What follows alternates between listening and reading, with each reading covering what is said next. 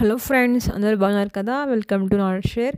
మనం షిరిడీకి వెళ్ళిన తర్వాత అక్కడి నుంచి కంపల్సరీగా అందరూ దర్శించుకునే ప్లేసు శనిశింగణాపూర్, శని మహాత్ముని దేవాలయము.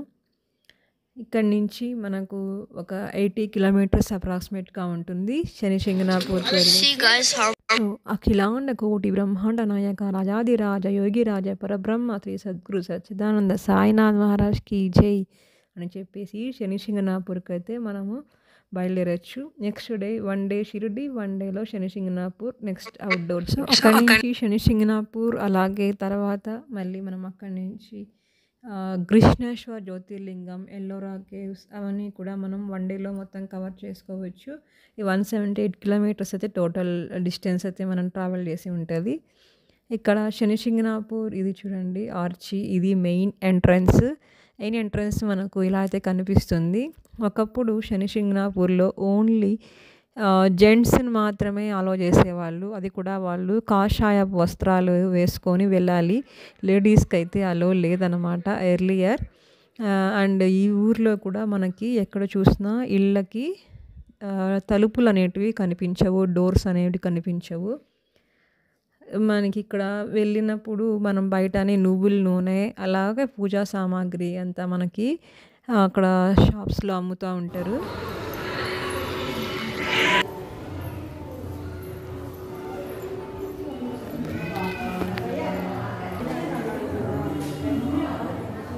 ఇలాగ మనం తీసుకెళ్ళినటివి ఇలా ఆకులు కానీ, జెండులేడాకులు, లేక నల్లని వస్త్రము, అక్కడ ఒక త్రిశూలం లాగా ఉంటుంది, అక్కడ పెట్టేసి అన్నీ మనము లోపలికి వెళ్ళాలన్నమాట. సో చాలా కాల క్రితము ఒక వరదలు వచ్చినప్పుడు ఒక పెద్ద నల్లటి రాయి కొట్టుకొని వచ్చిందంట ఒక చెట్టు మధ్యలో ఉంటే. ఆ రాయిని ఆ ఊరి గ్రామస్తులు ఎలాగైనా దీన్ని తీయాలి అనేసి ఒక శూలంతో అలా కొడుతున్నప్పుడు ఆ రాయిలోంచి బ్లడ్ వచ్చిందంట. అప్పుడు అదంతా వెళ్ళి వాళ్ళ గ్రామస్తులు వాళ్ళ ఊరి పెద్దలకి చెప్పడం అయితే జరిగింది. మనకి గుడి కట్టించాలి అనేసి అనుకోవడం, ఒక భక్తుడికి కళ్ళ కనిపించి ఎలాగా గర్భగుడి కట్టాలా అనేసి అనుకుంటే, ఏమీ వద్దు ఇలా ఓపెన్ స్పేస్లోనే కట్టాలి, ఆకాశమే తనకి గర్భగుడిలాగా అలాగా అనేసి చెప్తారు. అలాగా ఇక్కడ శని మహాత్ముడు మనకి దర్శనం ఇస్తారనమాట. ఇక్కడ డైరెక్ట్గా వెళ్ళి వేయాలంటే పర్ పర్సన్కి 500 రూపీస్ ఛార్జ్ చేస్తారు. లేదంటే మనకి నూనె తీసుకొని అక్కడ కింద హోల్స్ లాగా ఉన్నాయి, అక్కడైతే మనం వేయచ్చు అనమాట. డైరెక్ట్గా వెళ్ళి దగ్గరికి వెళ్ళి పైకి అక్కడ వెళ్ళి మనం నూనె వేయాలంటే ఒక్కొక్కరికి 500 రూపీస్ అయితే ఛార్జ్ చేస్తారనమాట. అది ఇక్కడ లోపలంతా మనకి ఇదంతా ఓపెన్ స్పేస్లోనే ఉంటుంది. ఎక్కువగా కెమెరాస్ అవి అయితే చేయొద్దు అనేసి చెప్తున్నారనమాట. సో ఓం శ్రీ శనేశ్వర స్వామియే నమః.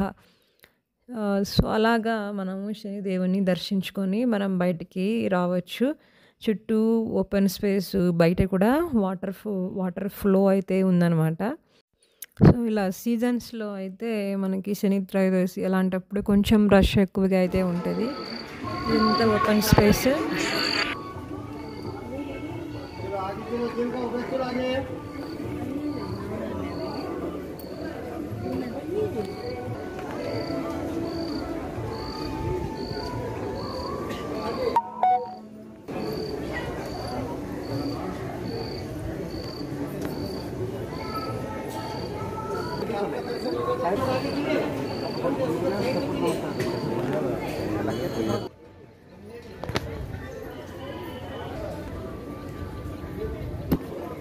ఇక్కడైతే నోట్ ఇచ్చారు, there is no any online apps అనేసి. ఏమైనా పూజలు చేయాలంటే డైరెక్ట్గా టెంపుల్కి రావాలి, ఏమీ ఆన్లైన్ సేవలు అయితే లేవు అనేసి ఇక్కడ నోట్ అయితే డిస్ప్లే చేశారు.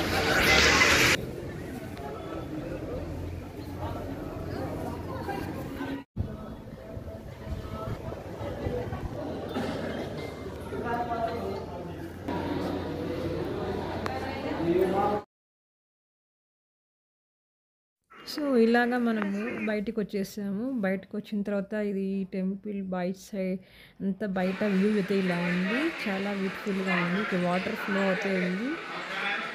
ఇది బహుశా గోదావరి వాటర్ అనేసి అనుకుంటాను. ఇక్కడంతా కొంతమంది ఫొటోస్ కూడా తీసుకుంటున్నారు, క్లీనింగ్ జరుగుతుంది.